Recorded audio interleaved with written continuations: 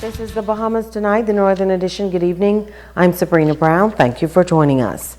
The Prime Minister on Grand Bahama today leading discussions on a multi-million-dollar upgrade for the island's healthcare sector. Top medical experts out of Florida also involved in those high-level talks. Joan Davis-Roll has the latest. Hot on the heels of his visit to the United States capital of Washington, D.C., Prime Minister the Right Honorable Perry Christie led what is fast becoming a familiar scene here on Grand Bahama, an entourage of movers and shakers to this northern island, this time in the field of medicine. Officials from the University of Miami traveling to the nation's second city to meet with the Prime Minister and the hierarchy of the medical industry in the country, including the Minister for Health, the Honorable Perry Gomez, Managing Director of the Public Hospitals Authority, Herbert Brown, and others. The Prime Minister stated that Friday's high-level talks is a continuation of a partnership with the renowned university which commenced years ago. I'm very happy that we have had advanced discussions, that the path appears to be clearer.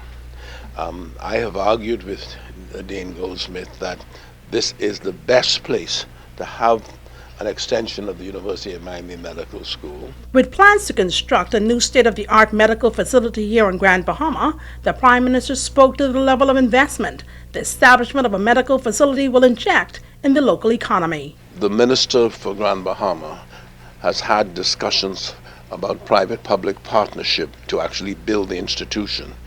He's projecting between $100 and $150 million, maybe.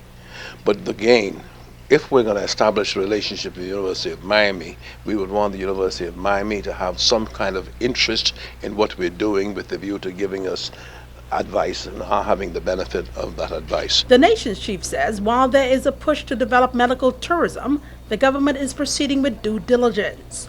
This, as the Dean of the University of Miami, Dr. Pascal Goldsmith, says, the university is committed to making Grand Bahama a medical gold mine. There was a time when I was Minister of Health between 1977 and 1982. Some of you weren't born and some of you were babies at the time, but where the Bahamas had a negative, I think, publicity because we were offering last hope, last chance clinics where people would come in with the hope of being cured from cancer and leave in body bags. I want to put it as crudely and as that. It attracted the newspapers in Florida. And what I said to my colleagues when we won the election in 2012 and we saw that applications were coming into the Bahamas, that we must not take any step towards offering anything to people abroad without legislative support.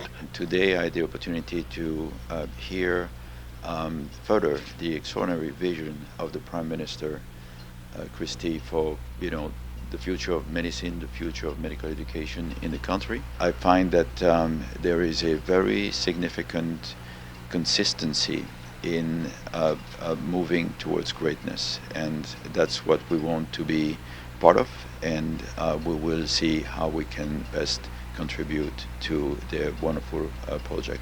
Joan Davis-Roll, ZNS Network News.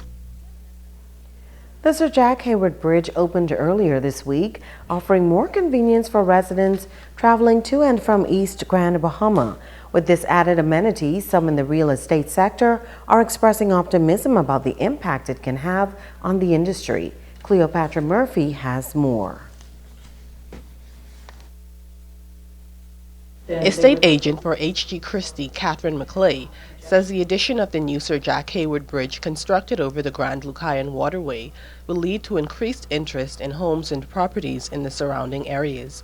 She says the bridge cuts down travel time into Freeport, which has its appeal for agents and buyers. Traveling from the airport just going to Dover Sound is going to cut the travel time by close to 20 minutes because you're not having to travel all the way around the old bridge. So there's a lot of property for sale. There are only, within Dover Sound, there's only 3 completed houses and another couple of houses that are going. So I expect people to start looking at Dover Sound. McClay says the area is ripe for development, but needs infrastructure and new building codes because it is low-lying and prone to flooding. Any new construction has to be elevated because otherwise it's a waste of your money, insurance money, all of your efforts. Partner broker for Keys Bahamas Realty, Donna Lang Jones, also believes the bridge will reduce travel time, increasing business for real estate agents. She says more developments will be attracted and land prices may hike. As far as the property values are in the areas over the bridge, those values we anticipate will increase. So we're encouraging persons who are looking to purchase property to buy it quickly. Vice President of Moscow Realty Michael Moscow says with the bridge providing another route, sales should go up. We went down there yesterday showing a piece of property, and it was a pleasant ride. So I think we're looking to better things happening for the east and the west. The real estate agents say the change may not be immediate, but they do anticipate more homes going up, and the bridge can be an economic driver now that it is opened. Cleopatra Murphy, ZNS Network News. The 7 persons who were arrested at the Lucaya Marina on Tuesday while preparing to be smuggled into the United States were all hauled before the court yesterday. The 4 Chinese and 2 Ecuadorian males were charged with overstaying and illegal embarkation. They all pled guilty to both counts and were subsequently convicted. Magistrate Rengen Johnson imposed the maximum fine of $3,300 each for both counts, and in default, they will serve a year behind bars. Andy Ruiz Irgarza, a 24-year-old Cuban and a permanent resident of the United States, appeared on the charge of illegal landing and assisting in illegal embarkation. He is accused of landing from a place outside the Bahamas without the leave of immigration officials. He pled guilty and was given the maximum fine of $300 or in default served 3 months behind bars. Igarza was also charged with assisting illegal embarkation. He pled guilty and was given a fine of $30,000. In default, he would serve a year in prison. The vessel was confiscated. Stay with us, there's more news after this.